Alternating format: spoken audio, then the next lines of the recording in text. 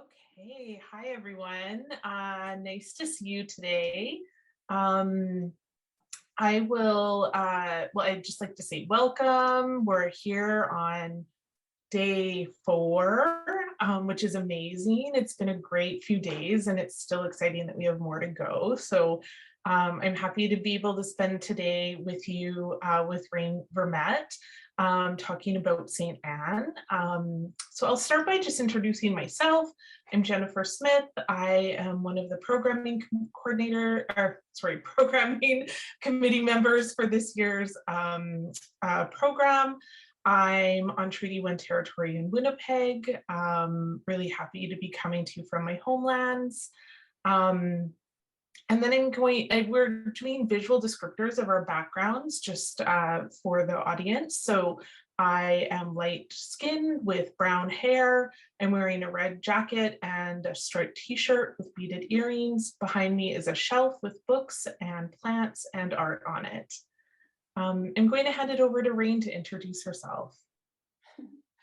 Hi, yeah, I'm Rain Vermette, broadcasting live from my home in Winnipeg, Manitoba.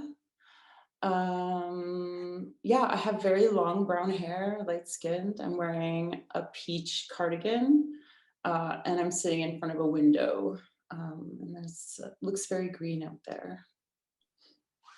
Wonderful, thanks, Rain. So as we get started, I just want to make sure that everyone knows that you're welcome to ask questions and you can put them in the chat function, and they will be sent to us to answer as we move through the discussion. But I'm going to start with some questions that I prepared. So Rain, I know that you've been talking extensively about this film, and you did a panel this week for Industry Days about collaborations, but just since this might be a little bit of a different audience than you had at Industry Days, I wanted to ask you to talk about the collaborative way you made the film and why that was so important to you. Yeah, I essentially just did what comes naturally to me. And what is natural to me is always kind of outside of logic we generally use and traditions and conventions. I kind of just don't fit into that. And so what I just did is I just decided to make a film with my friends. And that really essentially came out of both budget constraints, but also really wanting to care for the project and care, for the story. And the story is very matriarchal. And yeah, I just wanted to work with my friends. And so essentially just assembled this like really small skeleton crew of, peers, many of whom probably, didn't have the proper skills on paper, and many of whom are probably not necessarily the most valued in an industrial sort of point of view, but they had everything that I wanted. And yeah, and and that also came out of my experiences here in Winnipeg, reflecting on to kind of my emerging space and kind of the sort of faults in that emerging space and how, and is ultimately the effect it had on the work. St. Anne was my first huge sort of endeavor that involved collaboration. Prior to that, I was an animator, so I just did everything alone. But I think that was because of the community I was involved in. I didn't really feel safe or comfortable, or I was accepted into the space, but there was a barrier there. And to make film, you need collaboration. So this was definitely a barrier in my growth. So yeah, so I just kind of worked with my friends, and one of the first people who came on board was Amanda Kinzierski, who, was one of the first sort of new friends I made when I was done with my old peers. Yeah, and then she told me to come out to the Indigenous Filmmakers Collective, and there I met Charlene Moore, You know, and it was very non-hierarchical. Jeanette Tuba came on board, Ste Anne Church. We even worked with Lindsay McIntyre, because I brought Lindsay McIntyre out, and Erin Weisgerber also, like Prairie Women. It was amazing. And they kind of helped us kick off the project. And they were my cinematographers, like they were a pair of like a force. And they helped us kick off the project. We started, you know, 7 weeks. I really wanted to bring Lindsay and Erin out repeatedly, but I just at the end didn't have the financial support to do that. So then that was when, you know, it was like, let's just do it us. Um, and we had a great time. And my actors were all my family, non-actors. We shot for 2 years. So we kind of just did everything that you're not supposed to do, I feel. But it felt good doing it. And I think the successes that we have seen with the film came out of all that love going into it, because everybody was so close to the project, you know, and that's not necessarily something you experience generally on a film set. You kind of go in and you put in your 12, 16-hour day, and you know, you go home and you try to forget about it. Whereas we kind of we really lived and really loved and cared for this living thing put into the world. I don't know. Yeah. I just will say, like, as someone who was not working on the inside, but was a community member, watching this happen, it just felt so exciting to see. And there was, I feel like a lot of care from the community, waiting for this to launch, which we got to see here in Winnipeg this week. And it was amazing to like see this beautiful theater almost completely, well, the theater being fine, it was a beautiful Cineplex theater, but like this beautiful community coming into an almost sold out theater, seeing like the actors coming with their family and friends, and there was like this huge crew of young people that I think were friends and family of the main young actor in the film, and just everyone funneling in full of love. That's not something you get a lot in a Cineplex theater. So I also wanted to just mention like the amount of care that continues to grow and thrive based on this film is really amazing. So congrats on all of that. It's really come through for all of us. Yeah, it was really cool. Like Cineplex told us, like they sold 2 James Bond tickets, and here St. Anne was like sold out. And part of me is like the resistance, you know.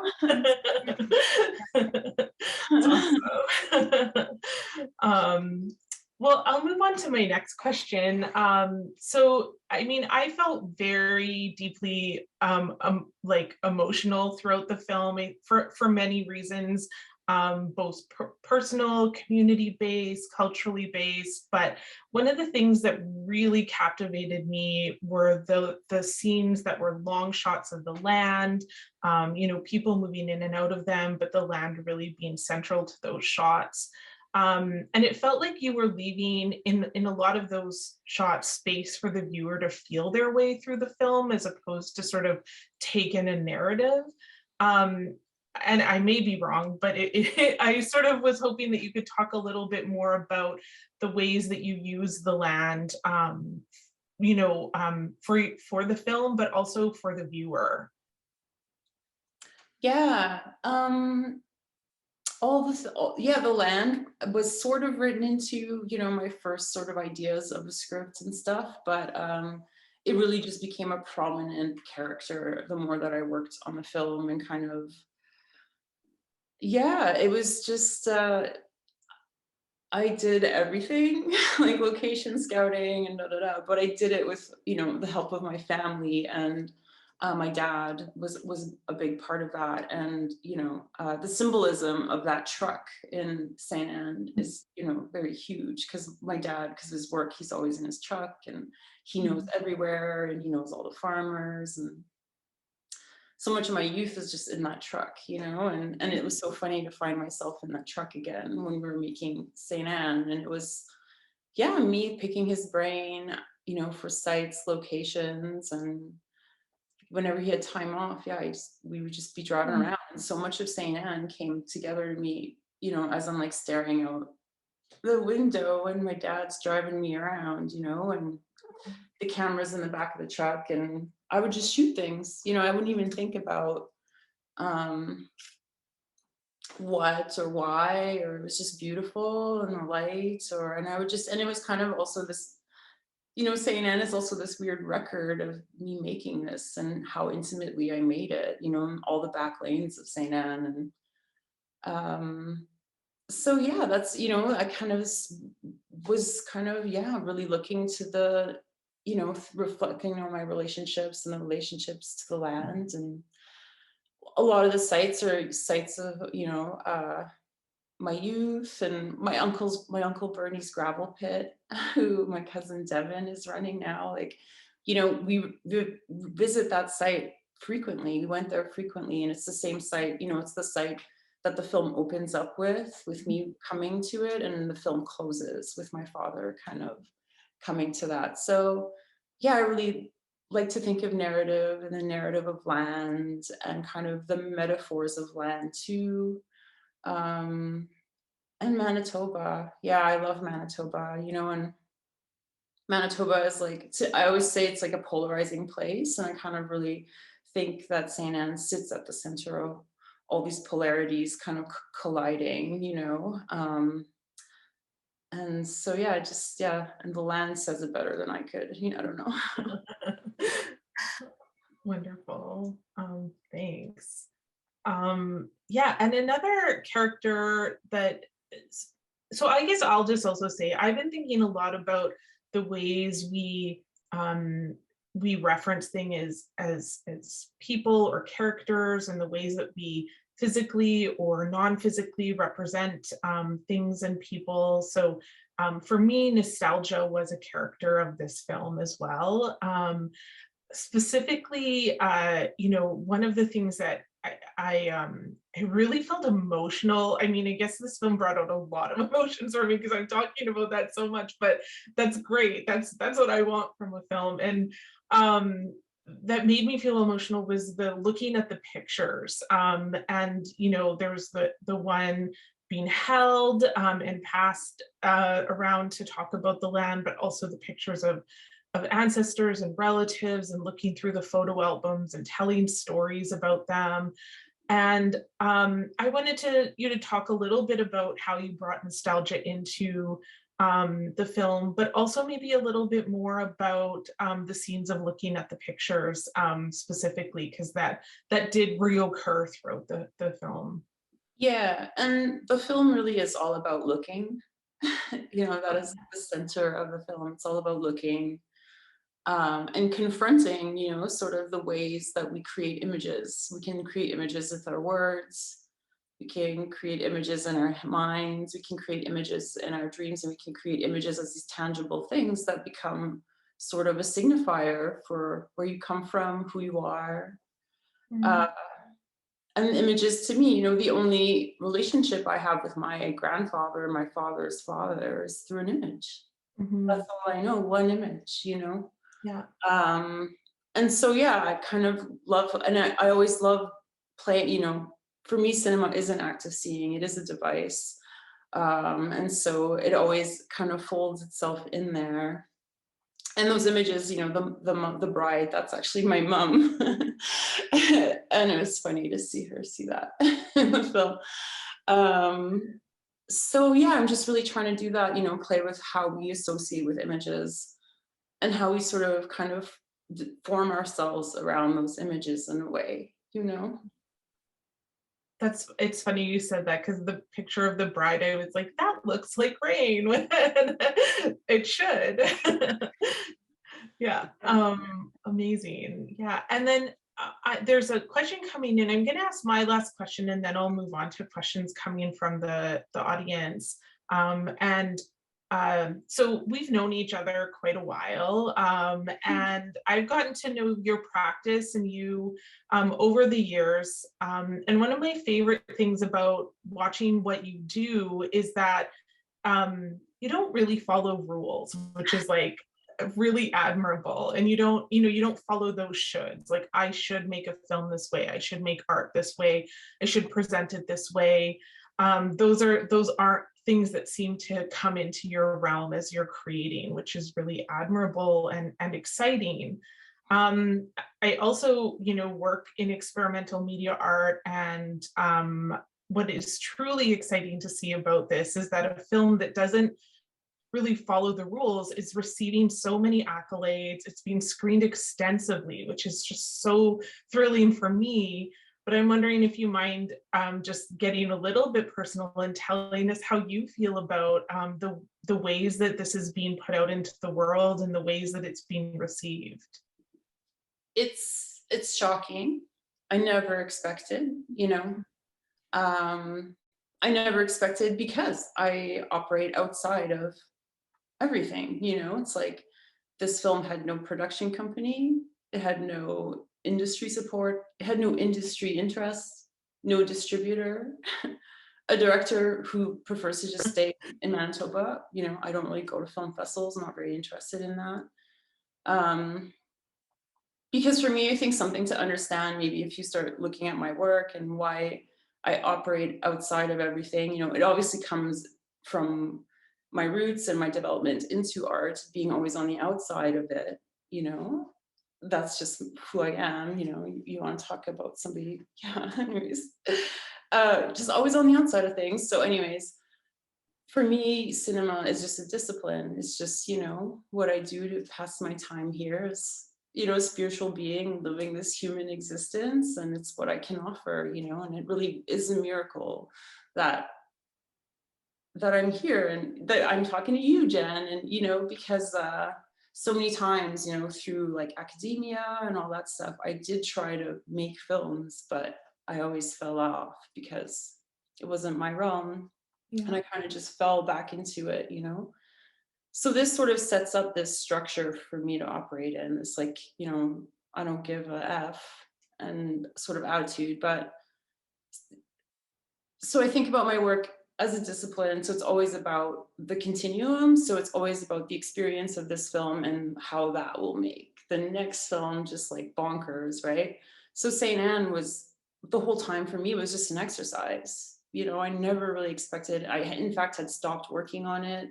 Then we found out we got into Berlin, and so it was like, no, we got to finish this thing, you know. I just kind of, I personally could recognize the significance of it, but I could also understand how others wouldn't, you know. Mm. So it was a total shock. Yeah, like once it got into Berlin, I was like, okay, that's good, you know, like I'm happy. And then it's kind of kept going and having this steam, and yeah, and then at TIFF it wins Best Canadian, you know, which is funny too to me, because Yeah. literally like the day before I was introducing the film and quite was talking about Manitoba and how I love it, and you know, quite literally said like, I don't give a shit about Canada. I'm not Canadian, I'm Manitoban, you know. And it's interesting that now it's like Best Canadian film, you know. I like those little, you know, and that's not to say I'm not grateful, you know, but it's, everything is so complicated and layered, and but I love, that's where I love being, you know. Mhm. Which visually comes through in Ste Anne. Well, in really all of your work, honestly. Yeah. Okay, we do have a question from the audience, and I am going to read it in French, but I'm going to preface that by apologizing if it's not excellent French. Bonjour, est-ce que faire ce film a modifié ta façon de voir la communauté? Ça c'est de Micheline Marchand de La Fontaine, Ontario. Yeah, should I answer in French or English, or does it matter? Do you mind answering in both? Sure, yeah, I can try. Okay. Yeah, so community is everything, you know. I kind of, it was a huge event for me to kind of come out and collaborate. Like I said, I was always doing things by myself, and essentially, yeah, I recognized like how blessed I was to have all, you know, all these people come in and support. And for me, it's like, now it's all about community. It's all about how I can, you know, give back, support, you know, because it really has created like a very interesting energy, I think, here. And it's kind of quite powerful what can happen when, you know, communities get together and start mixing the pot. So yeah, I'm very, very, very concerned about, you know, and love my peers, and really kind of put the work in to maintain those relationships. They matter so much to me, and I never thought I always thought I'd kind of be a loner always. Alors oui, comme pour la communauté, comme avant faire Sainte Anne, j'avais aucune comme sens de communauté. Je faisais tout seul. Alors, ouais, comme avoir fait Sainte Anne, avoir reçu l'amour que tout le monde a mis dans mon projet, tu sais, maintenant, je pense seulement à la communauté. Je pense seulement à comment moi, je peux aider à supporter, tu sais, mes amis, les autres artistes, comment ils peuvent faire leur travail, car il y a une vraiment belle énergie ici au Manitoba. Et puis, c'est vraiment intéressant comment, comme si on brasse les choses ici ensemble comme une communauté, on peut peut-être faire des changements. Alors maintenant, je pense à la communauté tout le temps. Et puis, tu sais, je fais l'effort, je mets le travail pour soutenir ces relations car elles sont très, très importantes pour moi. Oui. That's Thanks. Thanks for saying it in both languages. I feel like it's that we've been speaking in a lot of different languages in many of the Q&As, and I think it's really important for us to give voice to those languages as much as we can. Yeah, and so, I mean, I've been hearing that there's a lot of, well, I feel like I've been hearing a lot about the community in general that you've been working with creating work individually, collectively. I feel like I've been hearing rumors that maybe there's a new project that you're working on specifically. And I'm just wondering if you want to talk about, I guess, the ways that, like, I mean, this is building on what you were just talking about, the ways that you're engaging in each other's films from the crew that you were working with, but also maybe if you're willing, give us a little hint into what you're working on next too. Yeah, it's really nice because, yeah, it's like a small crew of, weirdos. I like, and I call us weirdos, but I say it with like love, like I'm a weirdo. So but it's nice because, yeah, we work on each other's projects. And so the roles are always shifting. So when I even talk about there's no hierarchy on set, I think it's innately there because, I've acted for Amanda and Charlene, you know what I mean? And we've all done camera for each other and we've done this and I'll help camera assist. And so we're always, yeah, flipping around, flipping roles. So it's a really nice way to work. Like it's kind of all I'm used to, but and I have been on sets for sort of gigs, and it's always different. And it's nice, the respect, it's kind of respect. And that's not to say that people have bad days, people have bad days, but it's very different. And I think, yeah, you really care. I always think about like, how do you quantify care? Like we talk about time and, you put in your 8 hours in an office but if you don't care, it's like you're just getting paid. It's like, about, I'm just at a point where I'm questioning everything in my life, but, and yeah, I guess I'm on to the next thing. I got a bit of Canada Council money to kind of research and develop ideas. So I'm kind of writing and exploring a new narrative, but also kind of keeping in mind the fact of like how, and even though the script for Ste Anne was very unconventional, it was kind of a box, which kind of was something for me to work out in production. So I'm trying to kind of figure out a process of working where I can kind of figuring out the project and the project is sort of coming together and make it more sort of, yeah, seamless or add precision to that sort of chaos theory. I'm kind of interested in like the documentary of a fiction, and like how we all come together to discover a fiction together and how to kind of put in those, yeah, I don't know how to come about that. So I've been, yeah, we shot a scene came to me and I wrote it out and we kind of shot it, and it's supposed to be the first scene of the film. So I'm also thinking of shooting it sort of in succession also as it kind of drops in. And I've been meeting with potential characters and trying to work on sort of character developments and you know, even when I first started thinking the project would be, it's like vastly different now, you know, and so yeah, I'm kind of, yeah, chipping it away. And I'm back on the animation stand also. I always have my hands in a lot of different things. And so yeah, I needed a brain break. So I just kind of found myself back on the Oxberry, kind of messing around, having some fun. Yeah. That's great. We have another question that's come in from Naomi Beckford. Do you plan on releasing St. Anne worldwide in the future?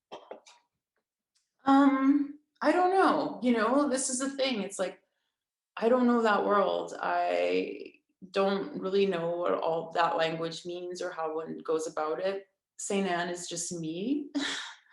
People email me and ask, like, never tried distributing. It's just people come in and I just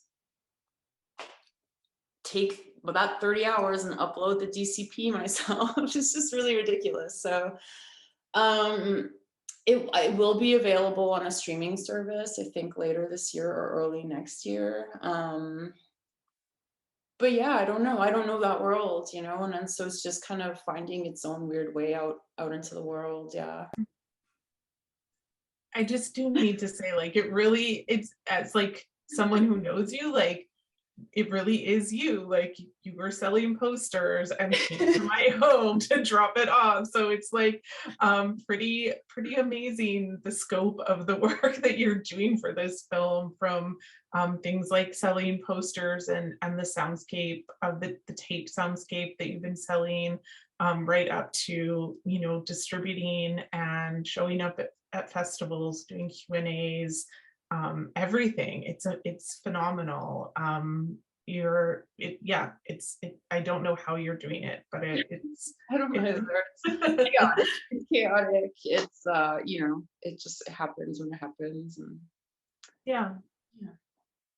And I guess maybe I'll ask another question about language, because obviously you're bilingual, you speak both French and English, like many of the Métis community, especially here in Manitoba. And I wanted to ask you a little bit about language and how you have like navigated and felt about the ways that the work is presented, specifically in French, but using subtitles, but also acknowledging that these are colonial languages that we're using, and how that's just felt to you. Yeah, I don't, yeah, I St. Anne too was an exercise also for me to sort of get back into speaking French. You know, I was raised in Notre Dame de Lourdes, French school, French community, you know, but as soon as I turned 18 and tried to get a post-secondary education, moved to Winnipeg, and you know, now I would just speak French with my parents. And so it's been very nice actually to kind of to be writing in French, and that sort of changed things a little bit. And to be on set, it was all in French too. So it was interesting how like my mind kind of shifted a little bit, and yeah, in subtle ways. And St. Anne, I think, yeah, I think a lot of what is represented in St. Anne, I hope, kind of comes across as this in-betweenness, the in-between of the two languages. You know, and even a lot of this, there's very little language in St. Anne, but you know, a lot of it is about words and the exchange of words and stuff like that. And yeah, and I kind of like that, and I like that mix, because that's who I am. You know, it's like a mix of English, mix of French, and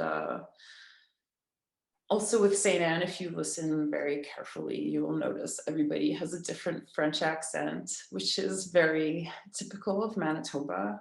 Everybody's got a different French accent. Like, yeah, I would go around and people would recognize, oh, you're from Notre Dame de Lourdes, you know, just because of my accent, which, you know. So yeah, I was just engaging with that in-betweenness. The subtitling was difficult. You know, there's jokes that it's like you don't get it if you don't really speak French. And also I did the subtitle, you know, so it was just like done crappily, probably. Like, you know, I didn't want to subtitle the film really. Some parts I don't subtitle them. Sometimes I feel we really get caught up in words, and Yeah. Or like playing with, you know, not giving out all the information, but people aren't, I don't think audiences are ready for it. I think it frustrates people more, but yeah, I know. I wish we could just let go, you know, and I see cinema as a language, you know, and that's like, Mhm. and everything I do is developing that language, you know, and kind of, yeah, words are interesting. They're powerful, but sometimes I feel like, yeah, you know, I think about music and how that emotes so much, and how I can like understand a song. I can't even understand the language that is being spoken in the song, but I understand, Mm-hmm. you know, and yeah, and I kind of like to think of cinema in that way. Yeah, it's amazing. We don't have a lot of time left, but I'm going to read one last question before I wrap us up. So we maybe have like 3 minutes, just FYI. So this is a question from Jesse King. Do you ever get artists or writer's block? And what advice could you give to other artists when with motivation and when that well runs dry? Well, the well doesn't run dry. That's the problem. You got to just change how you're thinking about it. Yeah, we are impossible beings. You can do anything. I think, yeah, of course, yeah, I get days where I don't do anything and I just watch garbage, and that's okay. I don't know. I try to not feel bad about, or kind of, again, I operate outside of everything, so I don't really try, you know, I really, even how we think about time and what is a work day and what's proper work, like I try not to stress out about it, you know, like I could just do nothing for a few days and then I'll go for a walk and like da da da da have everything figured out, you know, everything just kind of comes to me, and um so you just gotta enjoy. You have to bring joy to everything you do. So you even have to enjoy those struggles. But I suggest walking. Just get out there and walk around. I do a lot of walking. I walk like hours every day. So Awesome, thanks, Rain. I want to say thank you so much for this film too. Thanks for the time today. It's just really exciting to see this out in the world after hearing about it for so many years, I guess a couple years, not so many years, but just and to see this beautiful piece of art come to life on a screen. It's there's a lot of gratitude that I have for it. So thank you. thank Um, you. Thank you. Thank you. Yeah, thank you, everybody. Honestly. so yeah, I just want to remind audiences that the work is on imagineNATIVE on the Watch platform for 48 hours. And just to confirm, this is in Ontario, specifically this work, that you can watch it. There's also two audience choice awards that will be awarded, so please go to the website and vote for the feature audience choice feature and short film awards. If you need any assistance throughout the festival, remember to use the help widget. We've really been talking about that a lot, but it's really useful and important, and I think has been helping people navigate the different systems and platforms that are being used quite a bit. So please use that if needed. And yeah, thank you everyone for joining in. We'll see you at the next Q&A. Bye. Mhm.